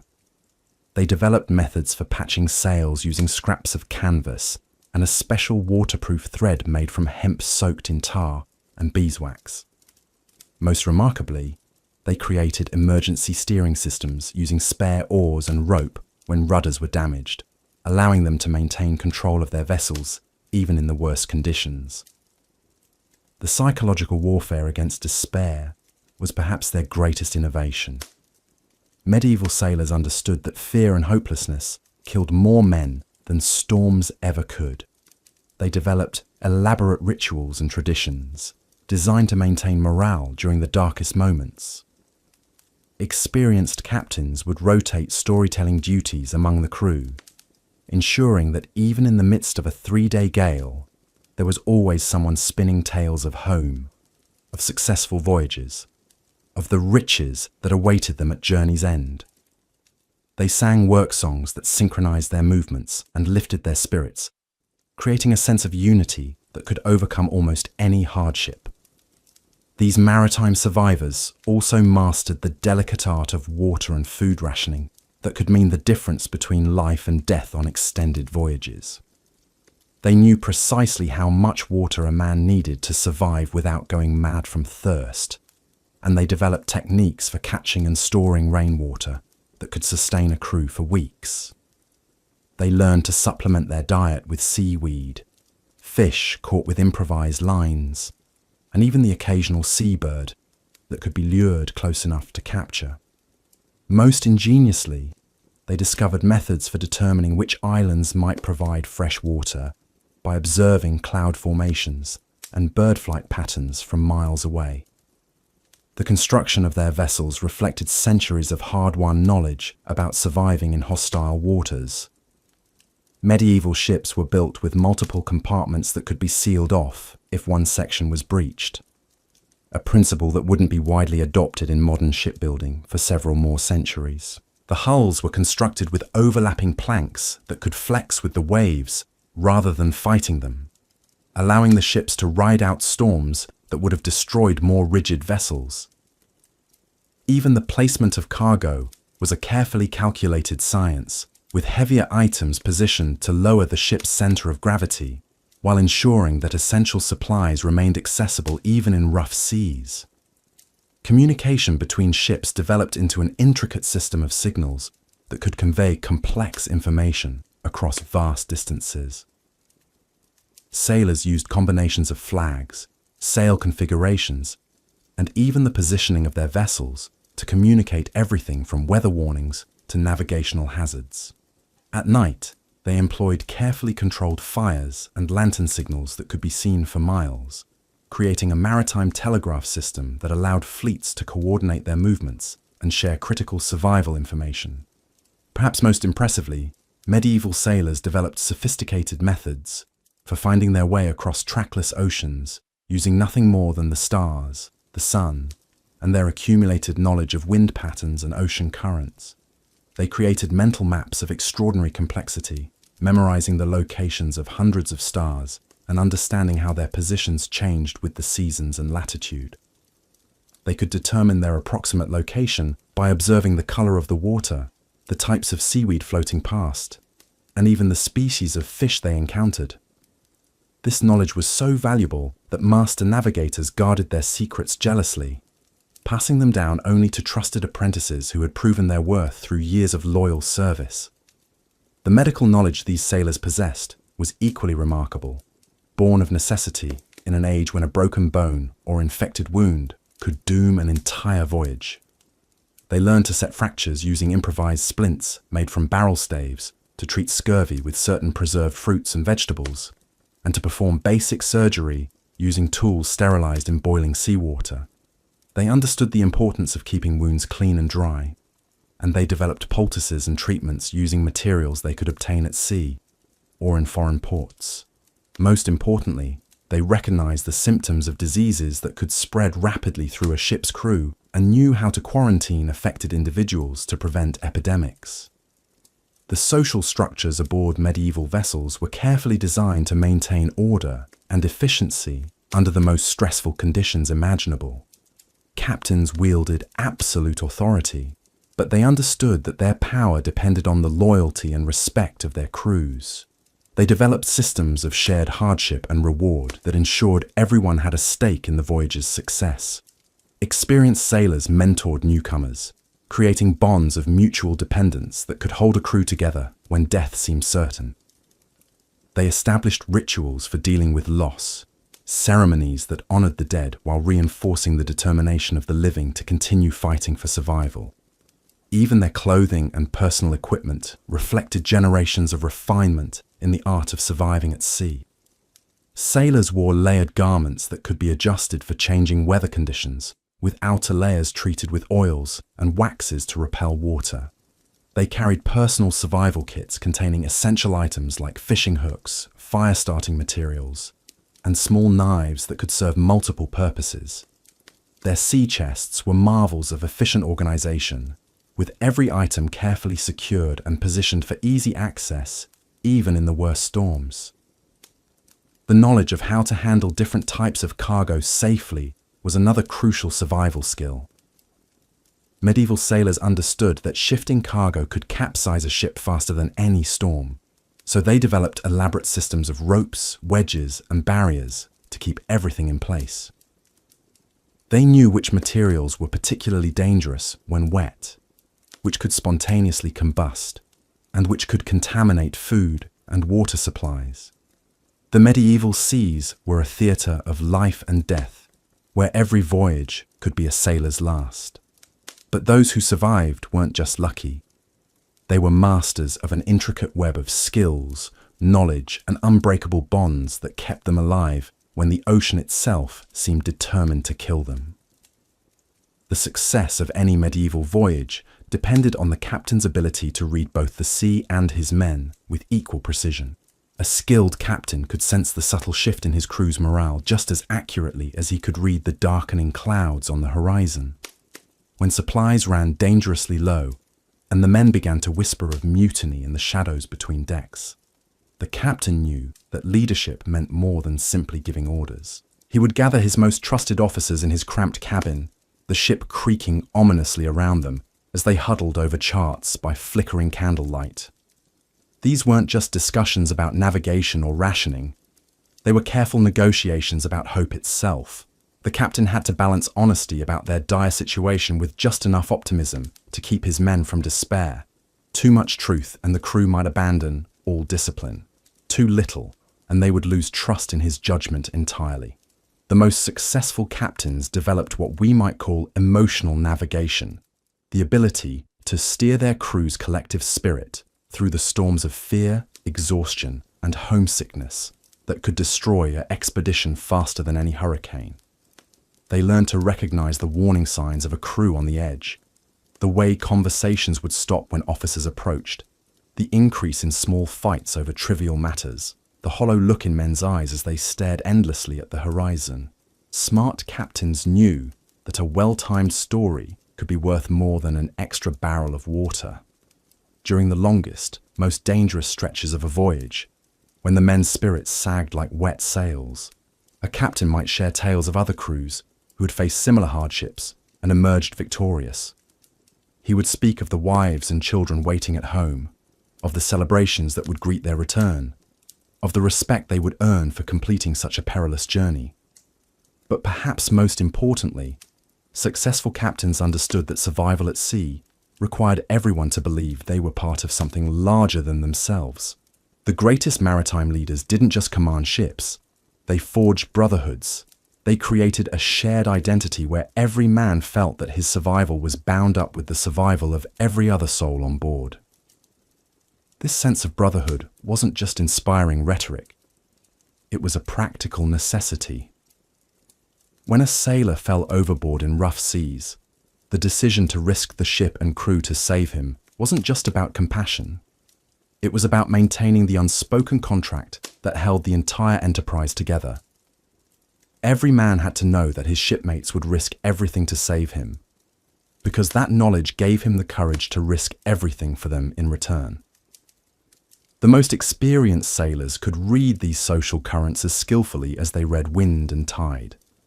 They knew which men could be counted on in a crisis and which might crack under pressure. They understood that a crew's strength wasn't just the sum of individual abilities, it was something more mysterious and powerful that emerged from the bonds between them. Medieval sailors who survived multiple voyages had learned to see their ship not just as a vessel, but as a living organism with its own moods and rhythms. They could tell when the crew was working in harmony by the sound of their footsteps on deck, the rhythm of their work songs, even the way they shared their meager meals.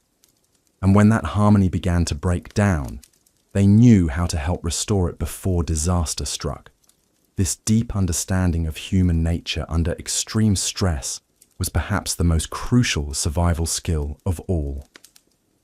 Part 11. The will to endure. As dawn broke over the storm-tossed waters, the medieval sailor faced a fundamental truth that separated the living from the dead. Survival at sea was not merely about mastering wind and wave, but about mastering one's self.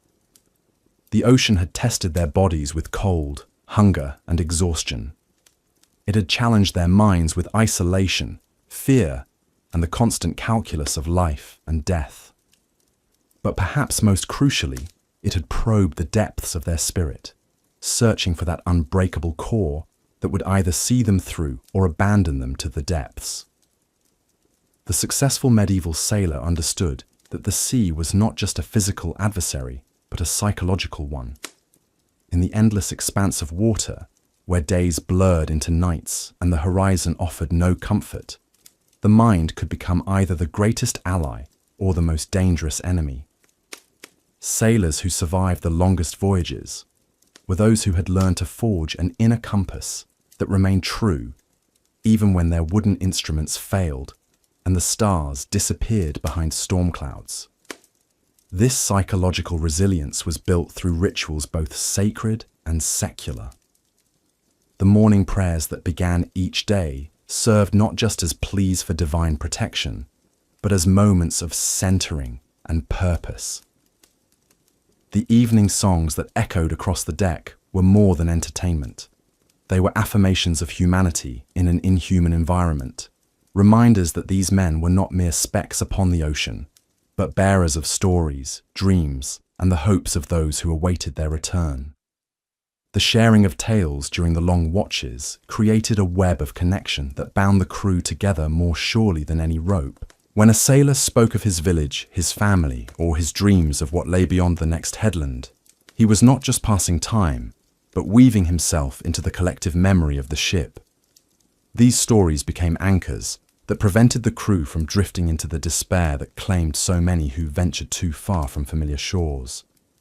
Yet the medieval sailor also understood that survival required a delicate balance between hope and realism.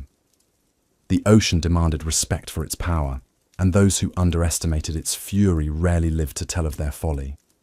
The wise sailor cultivated what might be called a practical pessimism, always preparing for the worst while working for the best.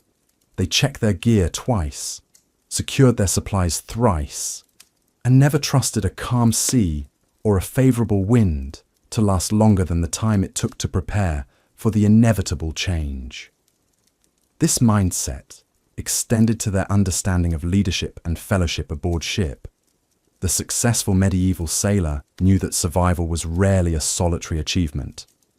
The captain who listened to his crew's concerns, the navigator who shared his knowledge, the cook who rationed fairly, and the common sailor who pulled his weight without complaint, all were essential threads in the fabric of collective survival. When one thread weakened, the entire fabric was at risk of unraveling. The concept of honor among sailors was not merely about glory or reputation, but about the practical understanding that trust was often the difference between life and death. When a sailor gave his word that he would stand his watch, maintain his equipment, or share vital information, he was making a commitment upon which lives depended. This code of mutual reliance created bonds that often proved stronger than blood, forged in the crucible of shared danger and common purpose. Medieval sailors also developed a profound understanding of adaptability as a survival skill. The ocean was a teacher that never repeated its lessons exactly, and those who survived longest were those who could read the subtle signs of change and adjust accordingly. They learned to recognize the difference between the grey of a passing squall and the ominous darkness of a hurricane. They could feel in their bones the shift from a steady wind to the erratic gusts that preceded a storm. They understood that flexibility was not weakness, but the highest form of strength. This adaptability extended to their relationship with the divine. While deeply religious, the medieval sailor often developed a practical theology that could weather the storms of doubt that arose when prayers seemed unanswered and friends were lost to the depths. They came to understand faith not as a guarantee of safety, but as a source of meaning that could sustain them through suffering. Their prayers evolved from simple requests for protection to complex negotiations with fate, expressions of gratitude for survival, and acknowledgements of their place in a vast and mysterious creation. The successful medieval sailor also learned to find sustenance not just in food and water, but in beauty and wonder. Even in the midst of hardship, they could find moments of transcendence. In the play of dolphins around the bow, in the ethereal dance of the aurora borealis, in the perfect symmetry of a sunset that painted the sky in colours that had no names. These moments of beauty became treasures hoarded against the darkness, proof that the world contained more than suffering and struggle. As the years passed and the sailor accumulated experience, wisdom, and scars, he often became a repository of knowledge that extended far beyond the technical aspects of seamanship.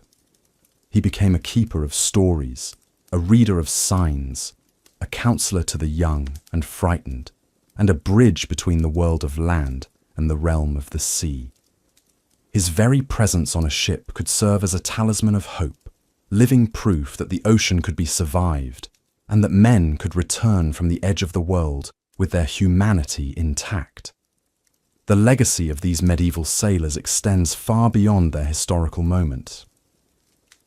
Their understanding of survival as a holistic challenge, requiring not just physical endurance but mental fortitude, spiritual resilience, and social cooperation, offers lessons that resonate across the centuries.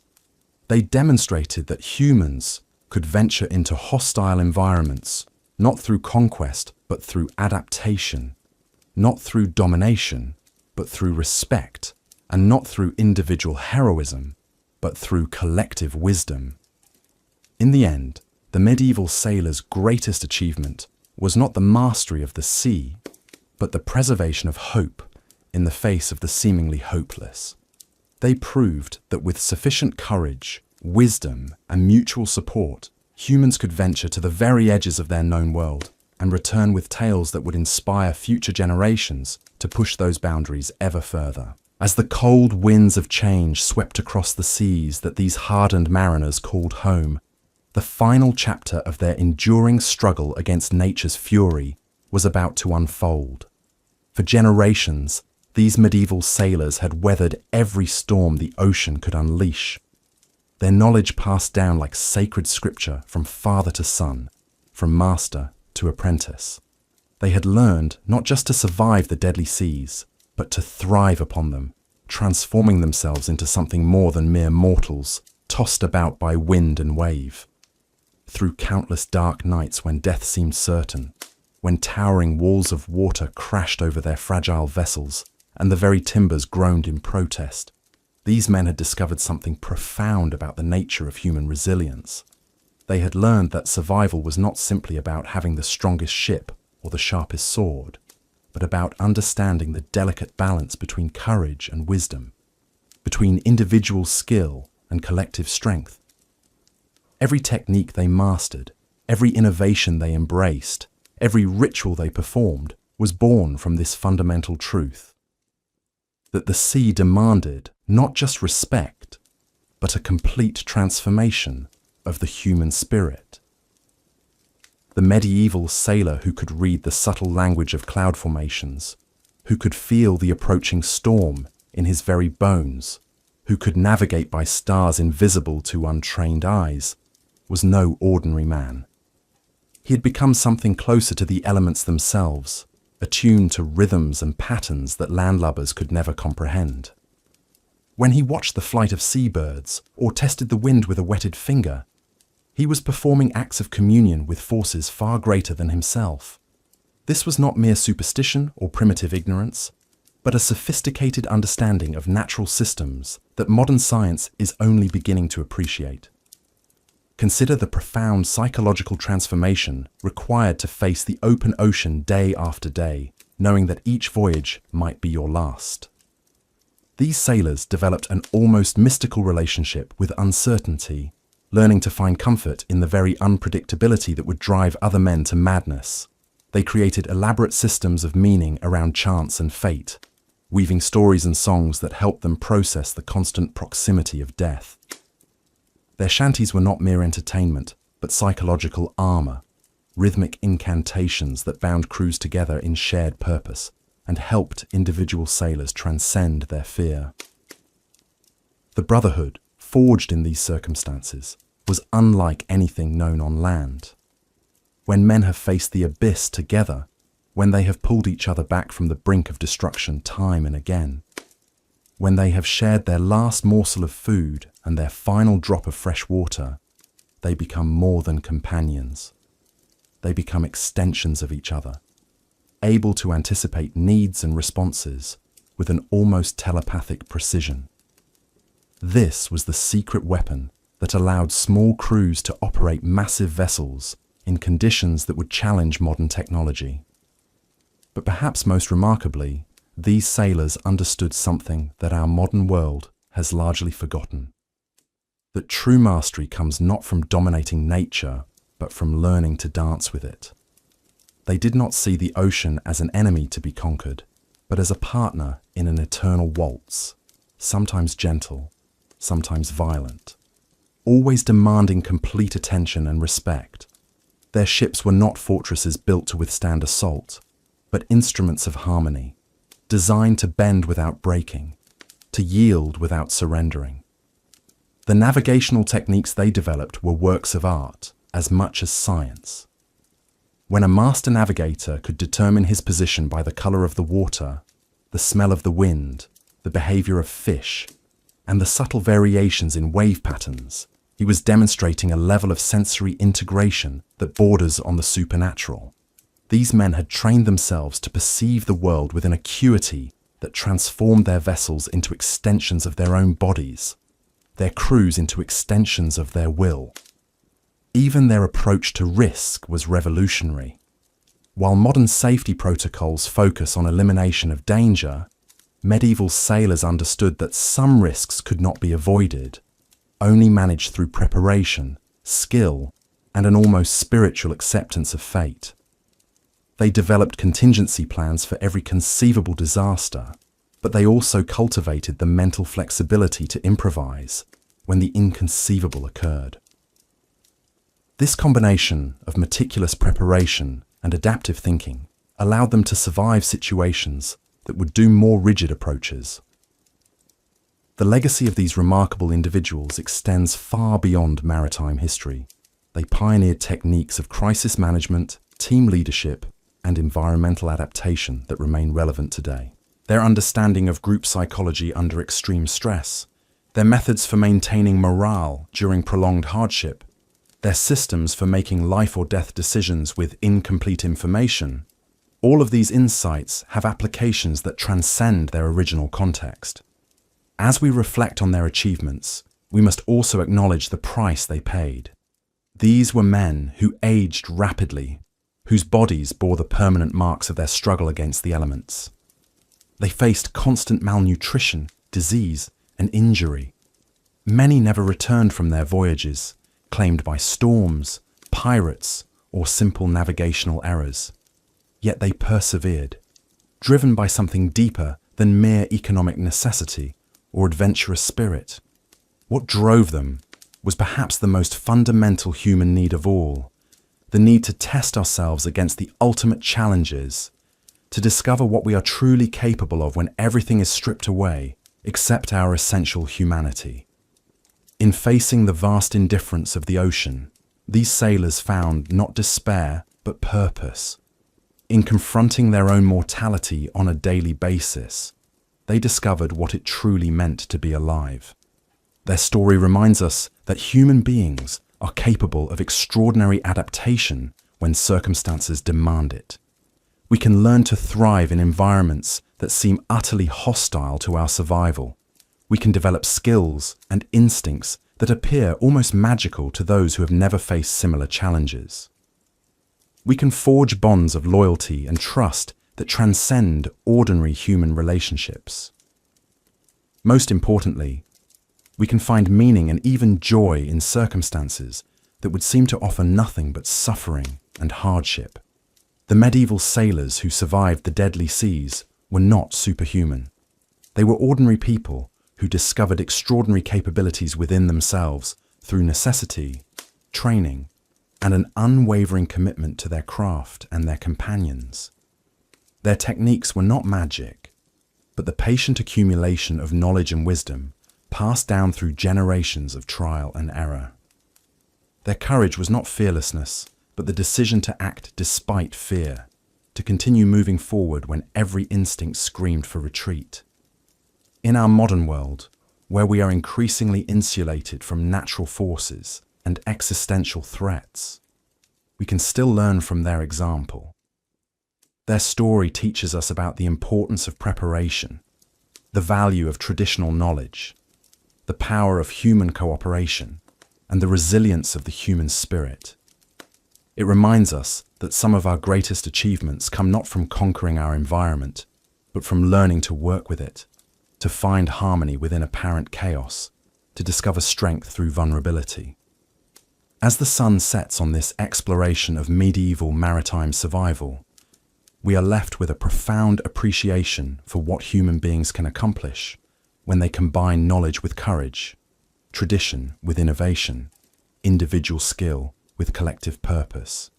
These sailors did not merely survive the deadly seas, they transformed themselves in the process, becoming living examples of humanity's endless capacity for adaptation and growth.